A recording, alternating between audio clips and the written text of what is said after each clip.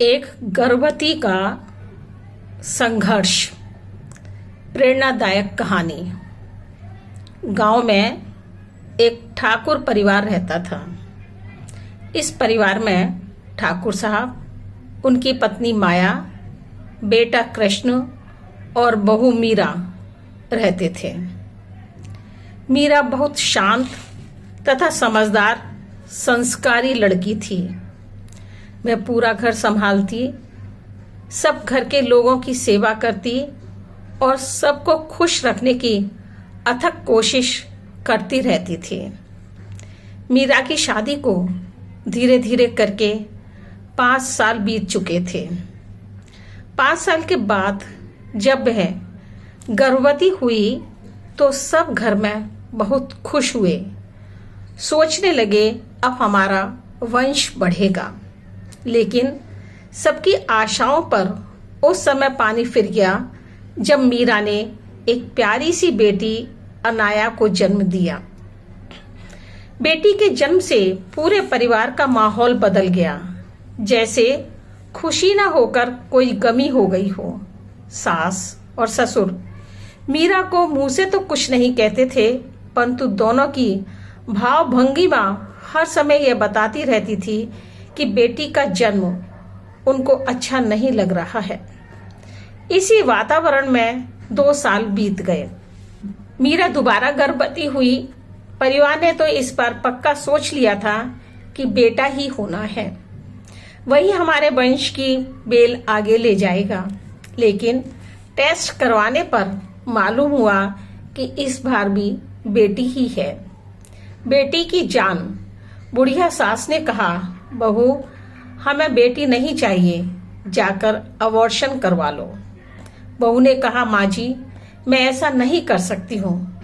तब सास ससुर दोनों ने अपना गुस्सा निकालते हुए कहा, अगर तुम ऐसा नहीं कर सकती हो तो हमारे घर में तुम्हारे लिए कोई जगह नहीं है।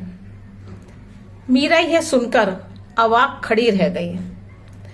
कृष्ण, उसका जो हमेशा साथ देता था, आज वह भी छुप खड़ा था अपने माता पिता के साथ। उसकी आंखें झुकी हुई थीं। मीरा को गर्भवती हालत में घर से निकाल दिया गया। उसने अपनी बेटी अनाया को साथ लिया। गांव की सरपंच शांति देवी जी बहुत भली महिला थी, हमेशा दूसरों के दुख में काम आती थी।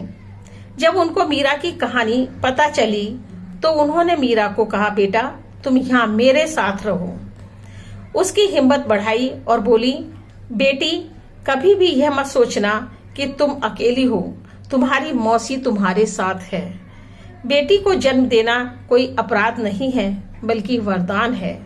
बेटियां उन्हीं के घर पैदा होती हैं जो भाग्यवान होते हैं। कुछ समय बाद मीरा ने सोचा, घर में खाली बैठकर सारा दिन काम नहीं चल सकता है, कुछ ना कुछ तो करना ही पड़ेगा। मीरा ने वहीं शांति मौसी के घर से खाने का टिफिन बनाकर घरों में सप्लाई करने का काम शुरू कर दिया। मौसी भी इस काम में उसकी सहायता करती थीं। धीरे धीरे मीरा के हाथ का खाना लोगों को पसंद आने लगा और उसने अब एक छोटी सी घर के पास ही रसोई बना ली और उस रसोई में बैठाकर लोगों को खाना खिलाने लगी। उसका खाना गांव के अलावा आसपास के शहरों में भी पसंद आने लगा और सप्लाई बढ़ती जा रही थी। उसका व्यवसाय दिन प्रतिदिन बढ़ रहा था।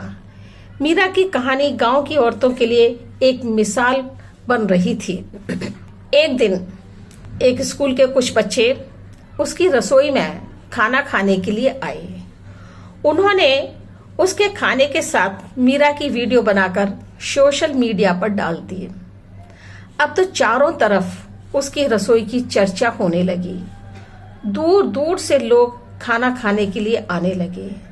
वह सबको बड़े प्यार से खाना परोसती थी। उसकी वीडियो घर घर पहुंच गई, यानी वायरल हो गई। मीरा के पति और सास ससुर ने भी वह वीडियो देखी और अपने आप पर बहुत लज्जित हो रहे थे। गांव की महिलाएं मीरा के पास आती और खाना बनाने की ट्रेनिंग लेती थीं। अब मीरा का पति, सास ससुर मीरा को लेने आए। कहने लगे, बेटा घर चलो, हम तुम्हें ऐसी हालत में अकेला नहीं छोड़ सकते हैं। मीरा ने मना करते हुए कहा, मैं उस घर में कभी नहीं जा सकती जहां पर बेटियां बोझ समझी जाती हैं। और वह नहीं गई। उसने कुछ समय पश्चात दूसरी बेटी को जन्म दिया।